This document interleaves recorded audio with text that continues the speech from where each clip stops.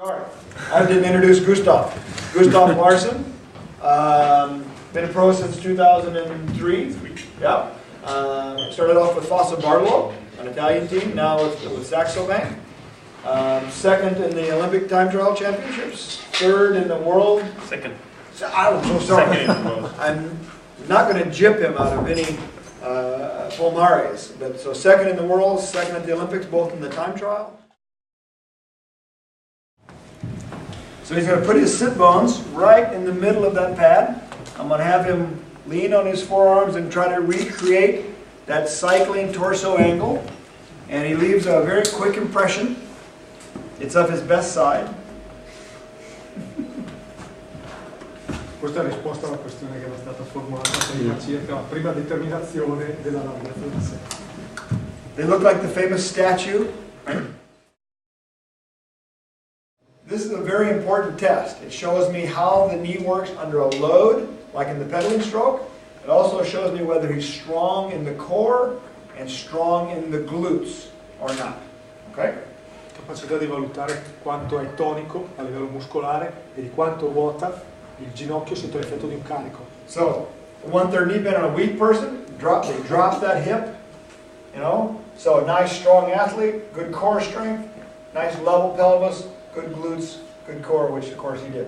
On his left side, potenza a livello di glutei e di addominali riesce a mantenersi. on his left side, his knee actually moves outward slightly. It moves outwards. Stand back up. So if we were to do them at the same time under load, he does this. Right? So his right knee comes in, left knee goes out.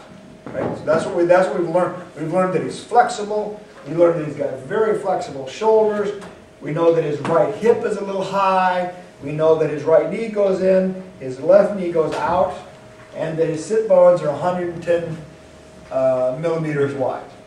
Per cui ha una leggera disuniformità nell'allineamento del bacino, ha un'ottima flessibilità a livello di spalle, un'ottima flessibilità a livello di allungamento della colonna vertebrale, un problema relativo alle ultime vertebre che invece non sono molto elastiche a livello di curvatura, di possibilità di curvatura. Extremity alignment while they're relaxed. I'm going to, this is the goniometer. I'm going to measure his hamstring flexibility, which standing he showed me he had lots, and yes he does have lots of hamstring flexibility. So I'm going to measure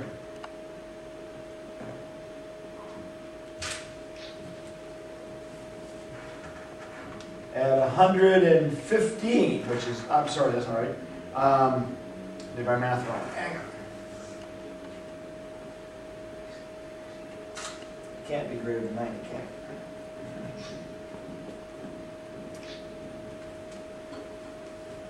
A straight leg raise of 75 degrees, which is very good. For him, this is a really important measurement.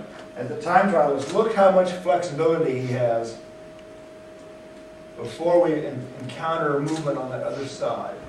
So again, going to measure that. So on his time trial bike, this would be the maximum flexion.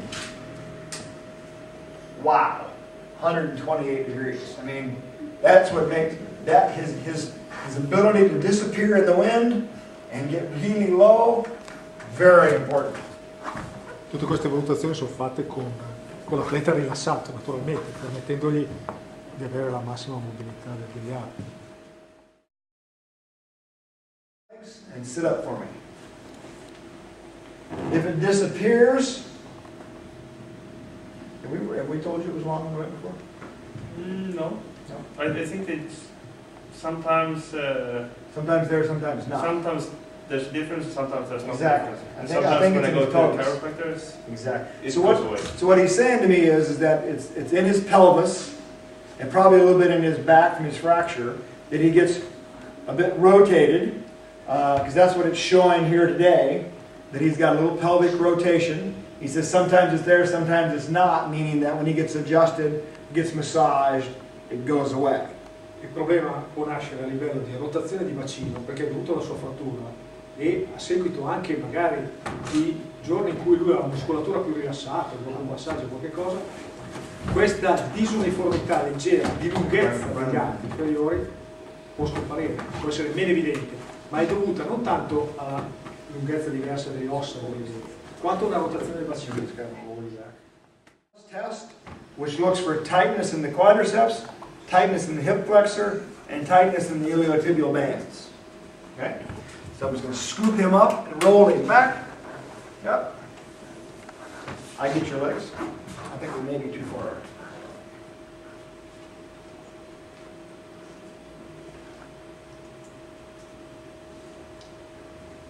As we would guess with him, he has excellent hip flexibility because it lays right down on the table. He has good knee bend and not much tightness in the iliotibial band. Questo test serve per valutare la flessibilità dei quadricipiti, dei flessori dell'anca e della bandetta tibiale, che è uno stabilizzatore laterale del ginocchio. Quindi controlla che la gamba sia perfettamente aderente al lettino per quanto riguarda i flessori dell'anca, che il ginocchio cada perpendicolare verso il terreno per quanto riguarda la rigidità dei quadricipite, e la rigidità della bandelletta, se appunto la bandetta si è accorciata leggermente, porta il ginocchio verso l'esterno.